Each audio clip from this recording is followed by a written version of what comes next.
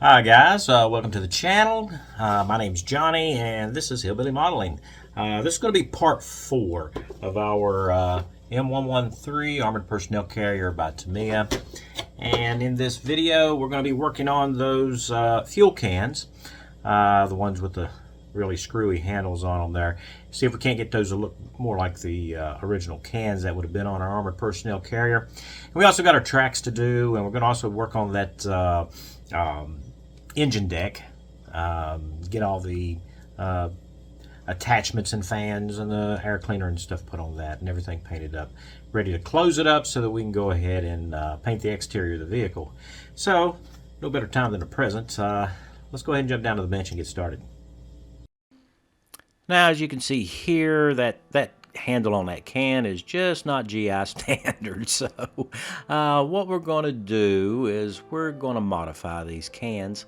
There are 2 of them, and get them to look more like the US standard GI can. And as you can see here, the GI standard can has 3 handles on the top of it, which really helps when it comes to carrying these things around. So let's go ahead and modify that kit part. So I guess the first thing we need to do is stretch out a little bit of sprue here for our handles. And I'm going to use that one can there as a guide for about the right diameter for the stretch sprue there. So I've got it sitting there where I can see it really good, and I'm just heating up just enough of the sprue there, a good section of it, and I just start stretching it a little bit, and then we're gonna go ahead and stretch it on out. That'll give us a little bit thicker piece of sprue there, so that it's not stringy, and we're gonna use that. And also, I think it's always a good idea to stretch out a couple of pieces, just in case you end up with one that curves up on you. And it'll give us more sections of sprue to choose from to try to get our handles as much alike as possible. So next up, we're going to remove that offending handle. So I'm just going to use my flush cut sprue cutters here, and we're just going to snip that right off, and then file it a little bit. And sometimes, you know, I really don't want to cut into anything that I want left there, so I'm just going to trim it up a little bit. And I think also it's a good idea to go ahead and use our 400 grit sanding stick here and just dress away anything that's left over from the old handle. That way you got a good flat surface to go ahead and attach our new parts to. So we're going to start off with the front support. Now, of course, these cans were pressed and these handles were actually one piece, but here I'm just using a piece of 0.5 stock card. And yes, it's way too big, and that's okay. It gives me something to hold on to while I get the angle right on it. And we're going to want to let that set up with a good coat of Tamiya Extra Thin there. We don't want that moving around on us while we're working on the handles. So once it dries for us, I'm just going to use my pencil, and using the back top edge of the can as a guide, I'm just going to scribe me a little line there that I can see. That way I can get my sprue cutters back in there and about where I think it ought to be. We're just going to snip the top of that off. So here we have a piece of stretch sprue that we're going to use for our handles. And I've kind of angled the part that glues into the back of the can. And what we're checking here is to see whether or not the handle is going to be level. And we've got a little bit more trimming to do, so that's easily done with a file. Now you could use your sprue cutters again. I get kind of leery of doing that because I don't want to cut off too much, because I'll be putting another piece on later. So we just want to check our angle again and make sure it's where we want it. That looks okay, I think. I think we're going to get away with that. So we're going to put a little dot of glue here for the angled section of the center handle. Now we're going to work on the center handle first and get it in the middle and hopefully get it straight. No weird angles here, and so I have cutting off a little piece of that stretch sprue there, and it's okay that it's a little bit long. We'll trim those off later. And then for the outside handles, we will do the exact same thing. We just want to make sure that we get an even spacing on them.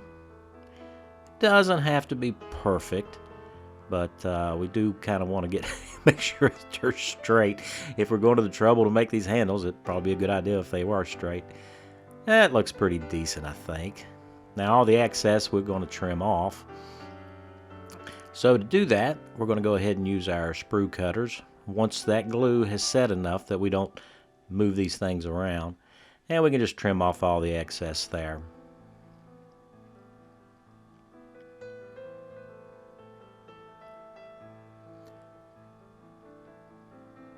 And we can go ahead and trim up the corners there of our front support as well. And we'll probably sand those down a little bit. Now once the glue is set up good, we can just buff that down right on the front of those handles. And as you can see, this is really easy to do.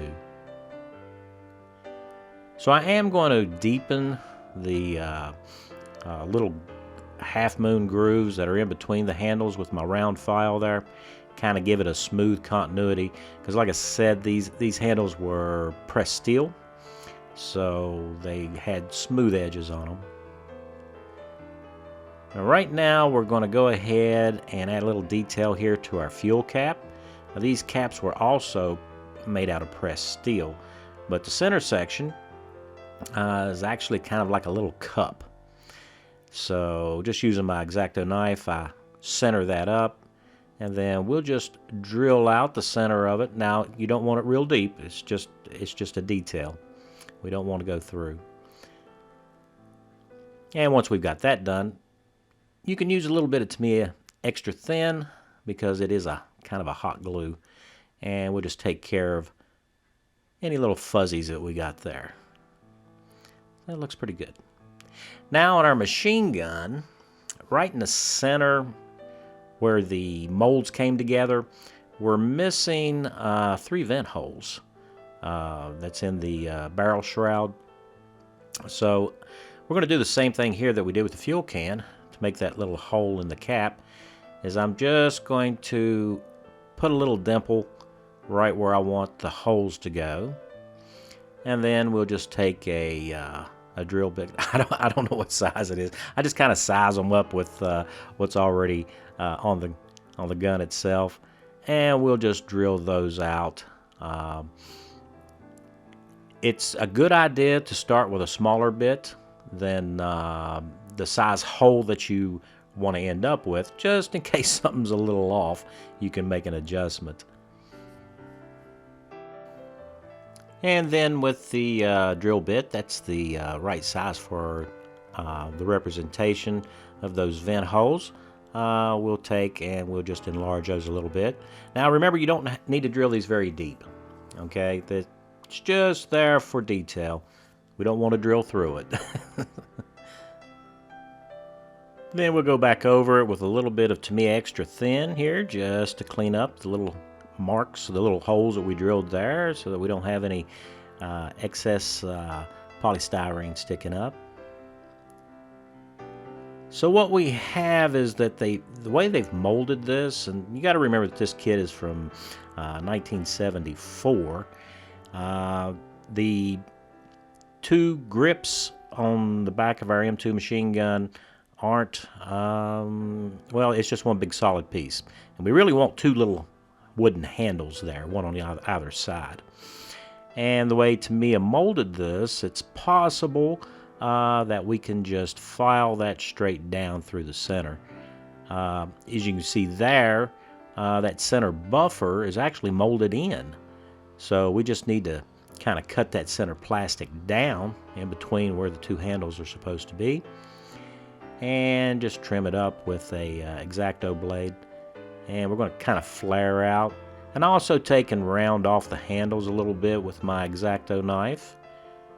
As you can see, that's going to look much better. Yeah, that looks so much better. And a little bit of Tamiya extra thin just to clean it up, so that we don't have to do any more scraping. You're going to have those little pieces of polystyrene, you know, the little residue there, and that Tamiya extra thin will just melt that away. Easy peasy. Oh, that looks so much better. All right, that'll look good on our armored personnel carrier, I think. So now we're going to go ahead and assemble our tracks. Now these are the AFV Club M113 APC fully workable tracks, and as you can see here, they're just as if I can talk, they just are supposed to snap together. There we go, we got it. So they do go together a little, I'm going to say rough. But the first thing we need to do is cut out plenty of links. So I have my two sprue cutters here. Now the shiny ones on the right are the Tamiya ones, and then I've got the steadies on the left. The Tamiya ones really don't flush cut as well as the steadies do, but I'm gonna use the Tamiyas here, and what we're gonna do is we're gonna remove a lot of these sprue runners here right down the side, and that's going to get rid of all that excess plastic there, and it'll make it much easier for us to get in and trim as close as possible to each of the track shoes. That way we don't have any excess plastic there that we're going to have to deal with. So I'm just lining up my good sprue cutters here with the shoe, being very careful not to cut the shoe itself. So we're just going to cut these off right up next to it, and it doesn't leave hardly anything right on the shoe itself.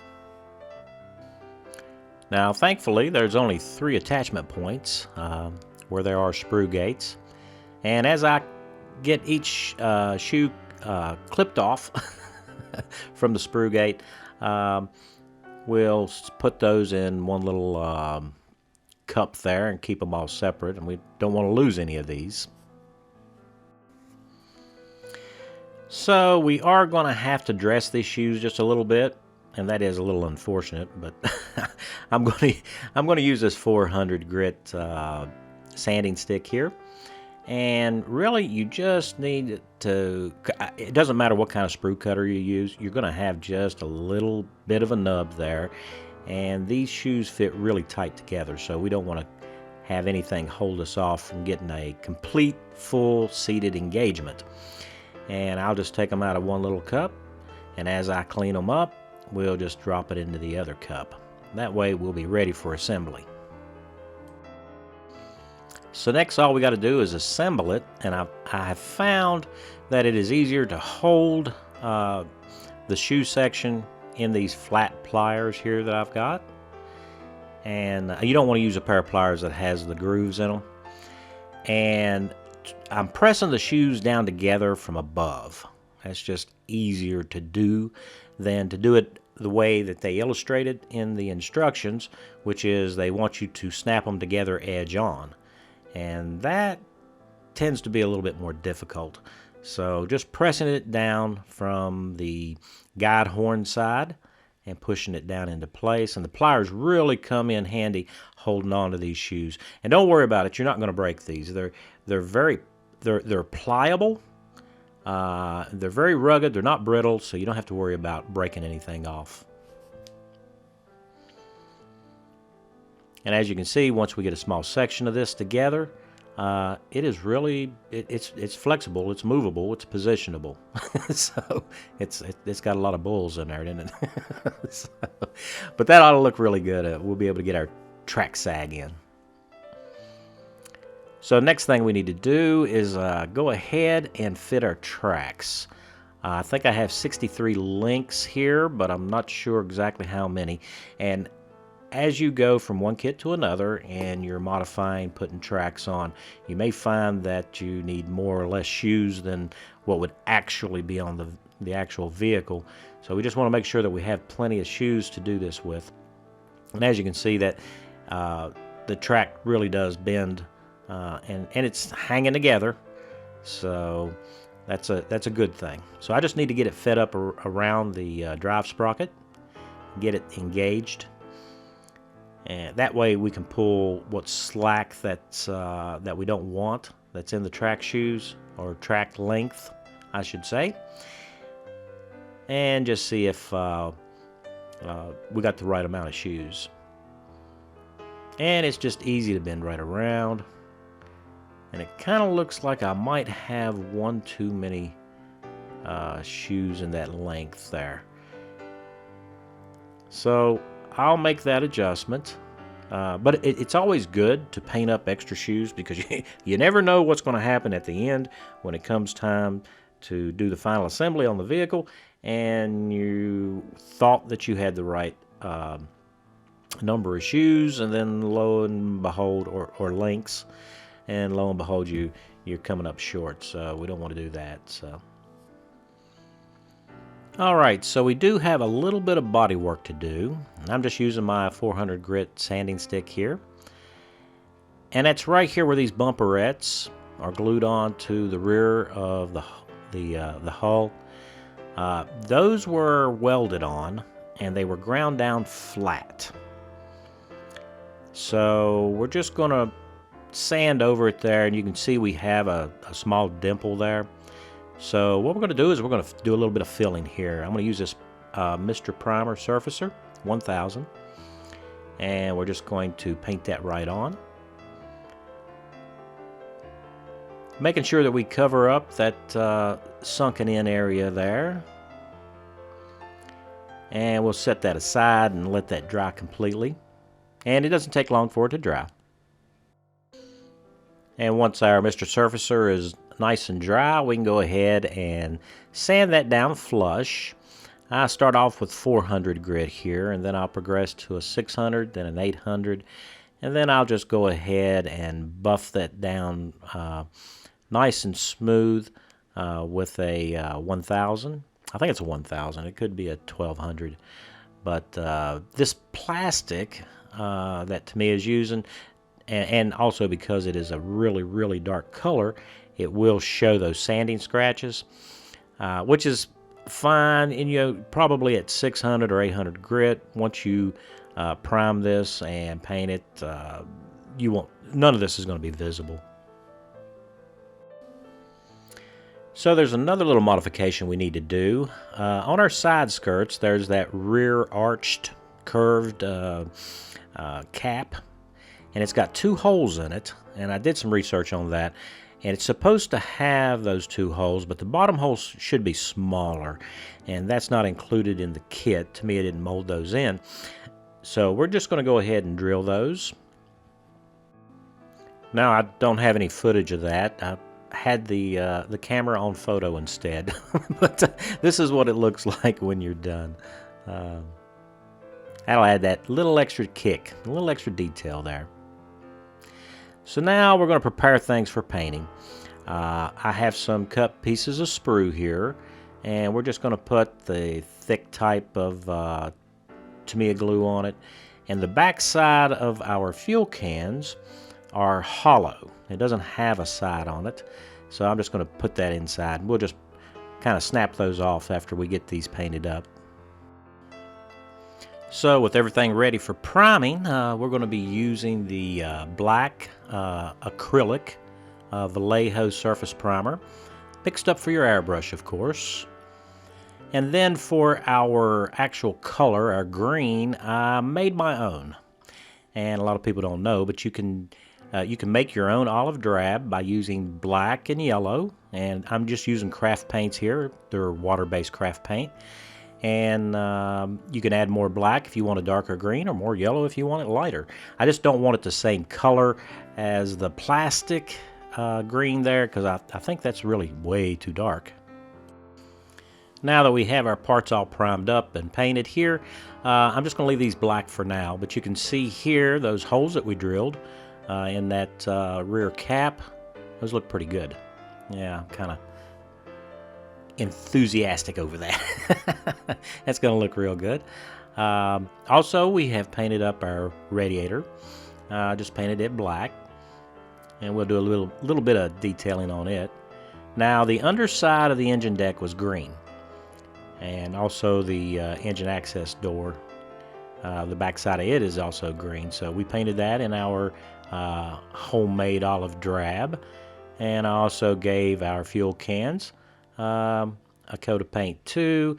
And as you can see there, I think our handles look pretty good. I'm really, really happy with that. I think it looks so much better than the kit supplied part. So our radiator looks a little bit stark. Well, I don't think stark is the word to use, but anyway, these things get scratched up quite a bit. So we're going to use this copper color here. Now this is a tester's enamel, and we're going to be using that to put a few little scratches and wear areas on it. A little bit of extra detail there. And we're going to be using the dry brush method, and I think enamel paints dry brush much better than just about anything out there. Usually any of your solvent-based stuff will blend, and you'll be able to dry brush that so much better and easier than acrylics. I've done a little dry brushing with the acrylics, and that's it's a little bit difficult to do. So we're just going to catch some edges here, and of course the fins, cooling fins, they always tend to get a little smashed and the paint knocked off of them. So that ought to look pretty good. Next, we're going to go ahead and clean off on the back of our radiator the contact point. So it is, whoops, but it is keyed on the back side for where it goes into the radiator shroud. And we want a good spot for our glue to take hold. And also we have the receptacle for it, I guess is what we'll call it, the recess. And the way it's keyed, you can't get it upside down. It just won't fit correctly, so that's a good thing. We're going to be using the thick Tamiya cement for this. Put a little bit there, and then we'll just put our radiator into place. The cap goes up and the spout on the bottom goes down. So also I'm going to scrape away the little area there for our air cleaner. And we're going to go ahead and use that same thick cement to glue on the, this is our fan. So that's our cooling fan assembly there. And get that into place. And I've cleaned the paint off also on our air cleaner, right where it's going to make contact with the engine cover. And we're going to put that into place. So it's starting to come together. Now those items were painted white, so didn't make a mistake there. That's the color that they were, and still are as far as I know. Just want to make sure that it's not sagging. So next up, we're going to go back to dry brushing. We're going to use this flat steel tester's enamel here and just kind of catch the edges here. We're going to do the fan assembly, just concentrating on the edges there. Now, the reason why I'm using flat steel here, these components are almost all entirely aluminum.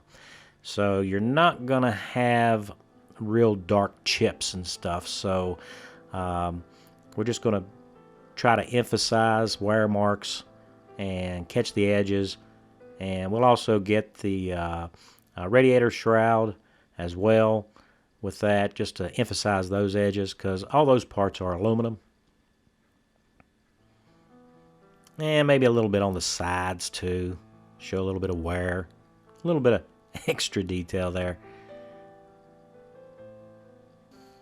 So we have some decals that need to go on, so I'm going to coat these components on the bottom side of our engine deck with the Tamiya X22, that's the gloss clear.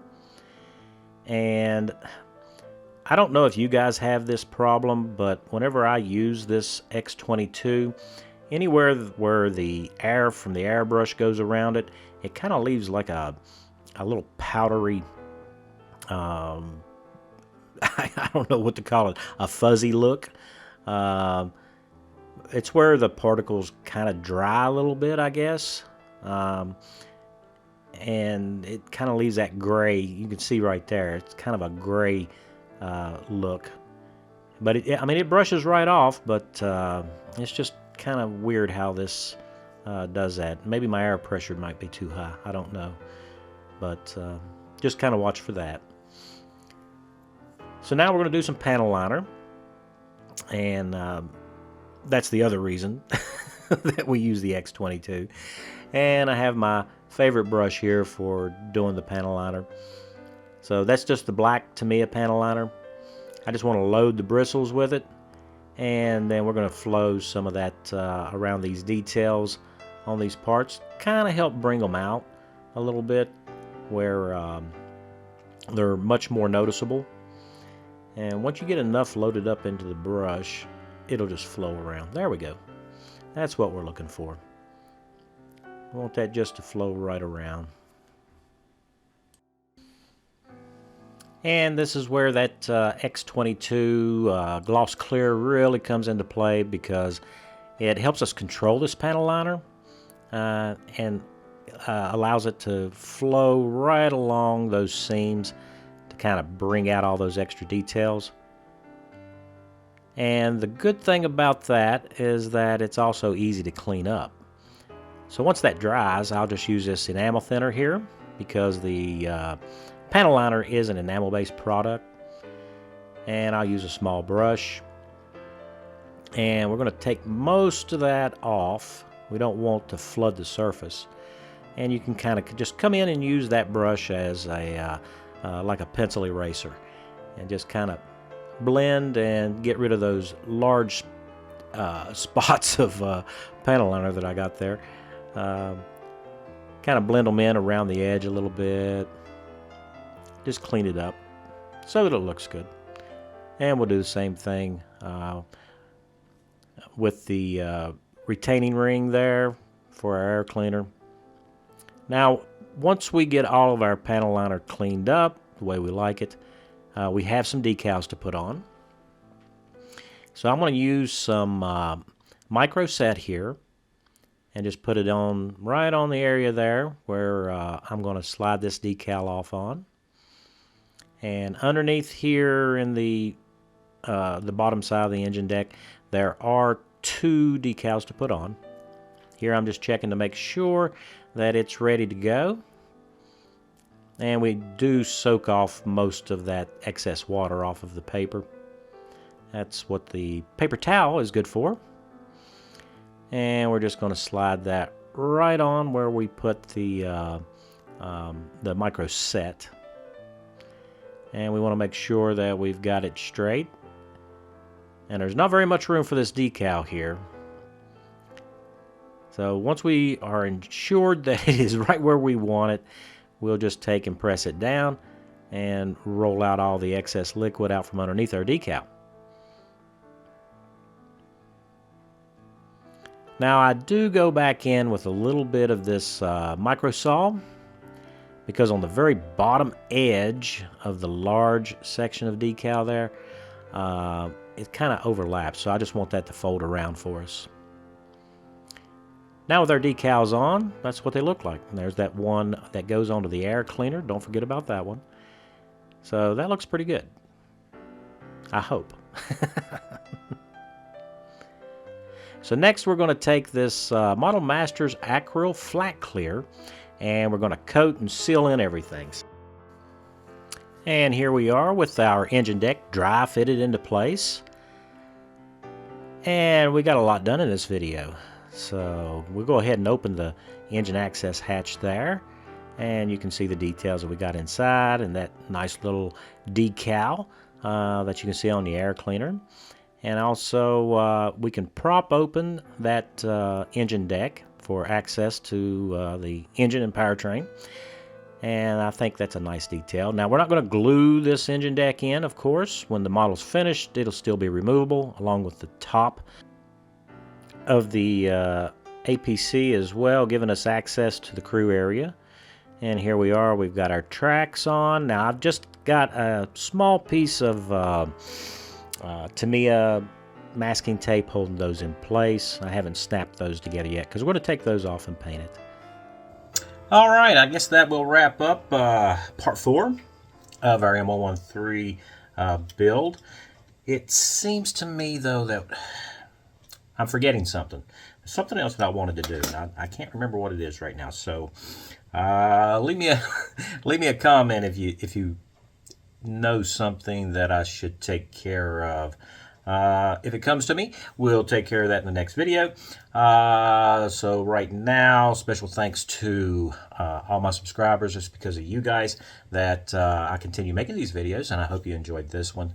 And if you're new to the channel and you're not a subscriber, I hope maybe today I earned your subscription. Don't forget to leave a like if you enjoyed the video, and I appreciate you guys sticking around to the end of the video. That really helps out. So until next time, guys, keep modeling, and I'll see you in the next one.